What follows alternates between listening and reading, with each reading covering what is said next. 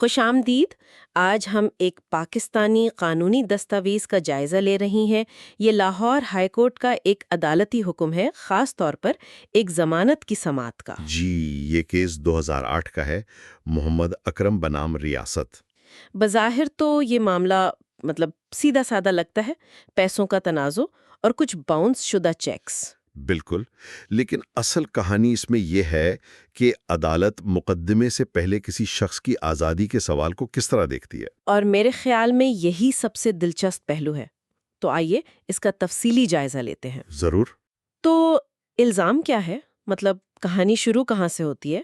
دیکھیں، FIR یعنی ابتدائی اطلاعی رپورٹ کے مطابق درخواست گزار محمد اکرم نے شکایت کنندہ سے ایک وعدہ کیا، کیسا وعدہ؟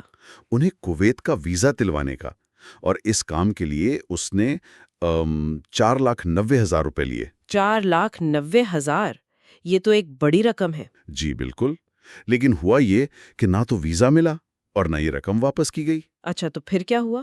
جب معاملہ حل کرنے کی بات آئی تو اس نے 2 چیک جاری کیے، ایک 90,000 روپے کا اور دوسرا 4 لاکھ کا۔ اور ظاہر ہے وہ چیکس دونوں بینک سے ڈس آنر ہو گئے، مطلب اکاؤنٹ میں پیسے ہی نہیں تھے۔ اوہ! اسی پر اس کے خلاف پاکستان پینل کوڈ کی دفعہ 489F کے تحت مقدمہ درج کیا گیا، جو بددیانتی سے چیک جاری کرنے سے متعلق ہے۔ اور اسے گرفتار کر لیا گیا؟ جی، اسے گرفتار کر لیا گیا، اور اب اس کا وکیل گرفتاری کے بعد ضمانت کے لیے درخواست دے رہا ہے۔ ٹھیک ہے، تو اب عدالت میں 2 مخالف دلائل ہیں۔ پہلے درخواست گزار کے وکیل کی بات کرتے ہیں، انہوں نے کیا کہا؟ ان کے وکیل کا نکتہ بہت ٹیکنیکل تھا۔ انہوں نے کہا کہ دیکھیں، میرا موکل 4 اپریل 2008 سے جیل میں ہے، تفتیش مکمل ہو چکی ہے، چالان بھی پیش ہو چکا ہے۔ تو اب اسے مزید قید میں رکھنے کی کیا ضرورت ہے؟ بالکل، یہی ان کا سوال تھا۔ اور پھر انہوں نے اپنا سب سے اہم نکتہ پیش کیا۔ انہوں نے کہا کہ یہ جرم اتنا سنگین نہیں ہے کہ ضمانت سے خود بخود انکار کر دیا جائے۔ اچھا، اس کا کیا مطلب ہوا؟ یہ ایک اہم قانونی نکتہ ہے۔ وہ یہ دلیل دیتے ہیں کہ یہ جرم ضابطۂ فوجداری کی دفعہ 497 کی ممنوعہ شک یعنی پروہیبیٹوری کلاز کے زمرے میں نہیں آتا۔ ممنوعہ شک، ٹھیک ہے، اس پر ہم بعد میں آتے ہیں۔ دوسری طرف شکایت کنندہ کا وکیل کیا کہہ رہا تھا؟ ان کی دلیل زیادہ سیدھی تھی۔ انہوں نے کہا کہ ملزم نے ایک نہیں بلکہ 2 الگ الگ خراب چیک جاری کیے۔ ہاں، یعنی یہ کوئی غلطی نہیں تھی، یہ ایک پیٹرن تھا۔ بالکل، ان کا موقف تھا کہ یہ بددیانتی اور بدنیتی کا ایک نمونہ ظاہر کرتا ہے۔ ان کا ماننا تھا کہ ملزم کے خلاف کافی مجرمانہ مواد موجود ہے اور اسے حراست میں ہی رہنا چاہیے۔ تو اب یہاں سے معاملہ واقعی دلچسپ ہو جاتا ہے۔ ایک طرف تکنیکی قانونی دلیل ہے، دوسری طرف ٹھوس شواہد۔ جی ہاں، اور یہیں پر جج سید شیر رضا رضوی عدالت کے سوچنے کے عمل کو بہت واضح طور پر بیان کرتے ہیں۔ وہ قانون کے ایک بنیادی اصول سے آغاز کرتے ہیں۔ اور وہ اصول کیا ہے؟ وہ اصول ہے بے گناہی کا تصور، پریزمپشن آف انوسنس۔ یعنی جب تک مجرم ثابت نہ ہو، بے گناہ ہے۔ بالکل، جج صاحب فرماتے ہیں کہ ہمارا فوجداری قانون اسی ایک اصول پر مبنی ہے کہ ہر شخص اس وقت تک بے گناہ ہے جب تک کہ عدالت اسے مجرم ثابت نہ کر دے۔ ایک منٹ، لیکن پولیس نے ثبوت تو اکٹھے کر لیے ہیں، ہے نا؟ باؤنس شدہ چیکس موجود ہیں، تو پھر بھی بے گناہ کیسے؟ یہی تو سب سے دلچسپ بات ہے۔ جج صاحب کہتے ہیں کہ چاہے پولیس نے ثبوت اکٹھے کر بھی لیے ہوں، یہ تصور قائم رہتا ہے۔ تو پولیس کی تفتیش کا مطلب مجرم کا فیصلہ نہیں ہے؟ ہرگز نہیں۔ پولیس کا کام الزام لگانا ہے، فیصلہ سنانا عدالت کا کام ہے۔ جج یہ بھی واضح کرتے ہیں کہ ضمانت اصل میں ہے کیا۔ ہاں، یہ میرا اگلا سوال تھا۔ کیا ضمانت کا مطلب ہے کہ اسے آزاد چھوڑ دیا گیا؟ نہیں، جج صاحب کے مطابق یہ کسی کو آزاد چھوڑنے کے بارے میں نہیں ہے، بلکہ اس کی تحویل یعنی کسٹڈی ریاست سے ایک نجی شہری کو منتقل کرنا ہے۔ نجی شہری مطلب ضامن؟ بالکل، ضامن یعنی گارنٹر۔ وہ اس بات کی ضمانت دیتا ہے کہ ملزم عدالت میں پیش ہوگا۔ تو تحویل جیل سے نکل کر ایک ذمہ دار شہری کے پاس آ جاتی ہے۔ یہ تو بہت دلچسپ تشریح ہے۔ اچھا، اب واپس آتے ہیں اس ممنوعہ شک پر۔ یہ کیا ہے؟ جی، جج صاحب دفعہ 497 کی وضاحت کرتے ہیں۔ وہ بتاتے ہیں کہ اسے 2 حصوں میں تقسیم کیا گیا ہے۔ ایک حصہ بہت سنگین جرائم کے لیے ہے، جیسے قتل یا دہشت گردی؟ جی، وہ جرائم جن کی سزا 10 سال یا اس سے زیادہ قید ہے، یہ ممنوع شک کے تحت آتے ہیں۔ ان میں ضمانت حاصل کرنا بہت مشکل ہوتا ہے۔